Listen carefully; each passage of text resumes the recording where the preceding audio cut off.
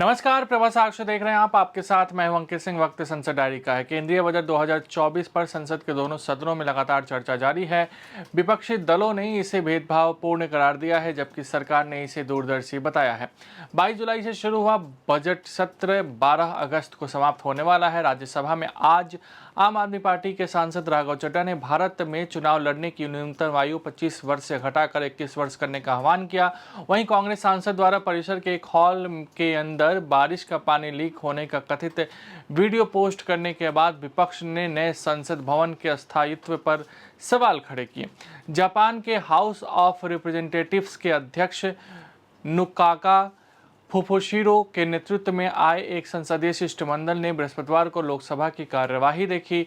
वहीं लोकसभा ने रेल मंत्रालय के नियंत्रणाधीन अनुदान की मांगों को मंजूरी दे दी। लोकसभा में आज केंद्रीय रेल मंत्री अश्विनी वैष्णव काफी आक्रामक भी दिखे। लोकसभा की कार्यवाही। लोकसभा अध्यक्ष ओम बिरला ने बृहस्पतिवार को सदन में कहा कि मंत्रियों को सदस्यों के प्रदेशों से संबंधित प्रश्नों के उत्तर नहीं देने चाहिए। उन्होंने प्रश्नकाल के दौरान शिरोमणि अकाली दल की सांसद हरसिमरत कौर बादल के पूरक प्रश्न पूछने के बाद यह टिप्पणी की है। रेलवे की सुरक्षा को लेकर कांग्रेस और अन्य विपक्षी दलों पर झूठ की दुकान चलाने का आरोप लगाते हुए रेल मंत्री अश्विनी वैष्णव ने बृहस्पतिवार को कहा कि रेलवे की सुरक्षा की कवच प्रणाली के आधुनिक संस्करण को देश के प्रत्येक किलोमीटर रेल नेटवर्क पर लगाने में कोई कसर नहीं छोड़ी जाएगी। रेल मंत्रालय के नियंत्रणाधीन अनुदान की मांगों पर लोकसभा में पिछले 2 दिनों में हुई चर्चा का जवाब देते हुए वैष्णव ने यह भी बताया कि रेलगाड़ियों के सामान्य डिब्बों की बढ़ती मांग को ध्यान में रखते हुए करीब 2500 सामान्य कोच के उत्पादन का विचार सरकार ने किया है। 50 और अमृत ट्रेन के निर्माण का फैसला लिया गया है तथा कम दूरी वाले 2 शहरों के बीच वंदे मेट्रो चलाई जाएगी। भारतीय जनता पार्टी ने बृहस्पतिवार को कहा कि प्रधानमंत्री नरेंद्र मोदी के नेतृत्व वाली सरकार ने शिक्षा व्यवस्था में बड़े सुधार किए हैं, जिनका सबसे ज्यादा फायदा अनुसूचित जाति, अनुसूचित जनजाति, पिछड़े वर्गों और महिलाओं को हुआ है।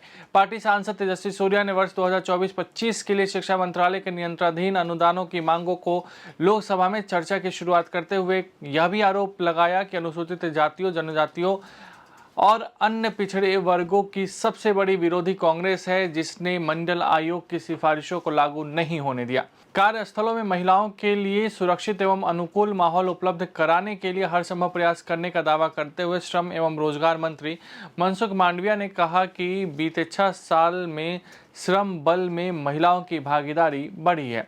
लोकसभा सचिवालय ने संसद की लॉबी में पानी के रिसाव के विपक्षी सदस्यों के दावे पर बृहस्पतिवार को कहा कि यह मामूली रिसाव था, जो अत्यधिक बारिश के कारण भवन के गुंबज के शीशे से हुआ था। सचिवालय ने कहा कि संसद परिसर में कहीं भी जल जमाव नहीं हुआ था और बारिश के तत्काल बाद पानी की निकासी हो गई थी। कांग्रेस सांसद मोहम्मद जावेद ने बृहस्पतिवार को केंद्र सरकार पर शिक्षा व्यवस्था को बर्बाद करने तथा भेदभाव की नीति अपनाने का आरोप लगाया और कहा कि अगर देश में मुसलमान नहीं होते तो भाजपा का खाता भी नहीं खुल पाता। राज्यसभा की कार्यवाही। सरकार ने बृहस्पतिवार को कहा कि वर्ष 2030 तक शहरों में रहने वालों की संख्या देश की कुल आबादी का 40% होने का अनुमान है, जिसे देखते हुए आधुनिक संरचना निर्माण एवं उनका रख रखाव करना होगा और केंद्र सरकार इसके लिए प्रयासरत है। आवास एवं शहरी कार्य मंत्रालय के कामकाज पर राज्यसभा में हुए चर्चा का जवाब देते हुए इस मंत्रालय के प्रभारी मनोहर लाल खट्टर ने यह भी कहा कि 1992 में 74वां संविधान संशोधन कर कहा गया कि शहरी विकास राज्यों का विषय है और शहरी स्थानीय निकायों को 12वीं अनुसूची में सूचीबद्ध 18 कार्यों को करने का अधिकार दिया।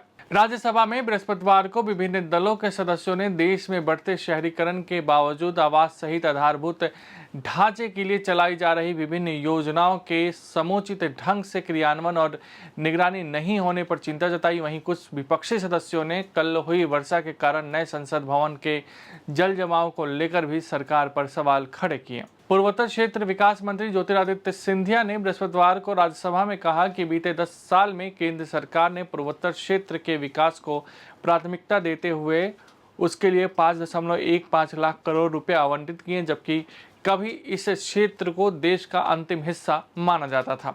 राज्यसभा में बृहस्पतिवार को लोकसभा और विधानसभा चुनाव लड़ने के लिए उम्मीदवारों की न्यूनतम आयु सीमा 21 वर्ष किए जाने की मांग की गई। वर्तमान में यह आयु 25 वर्ष है। उच्च सदन में शून्यकाल के दौरान आम आदमी पार्टी के राघव चड्ढा ने इस मामले को उठाते हुए हवाला दिया कि भारत एक युवा देश है, लेकिन इस अनुपात में युवा राजनीति में नहीं है। कांग्रेस के प्रमोद तिवारी ने राज्यसभा में बृहस्पतिवार को रायबरेली में 10 साल पहले एम्स की स्थापना के बाद भी पूर्ण क्षमता के साथ संचालित न किए जाने पर चिंता जताई और सरकार से राजनीतिक पूर्वाग्रह को समाप्त कर इस दिशा में प्राथमिकता के आधार पर कार्रवाई की मांग की।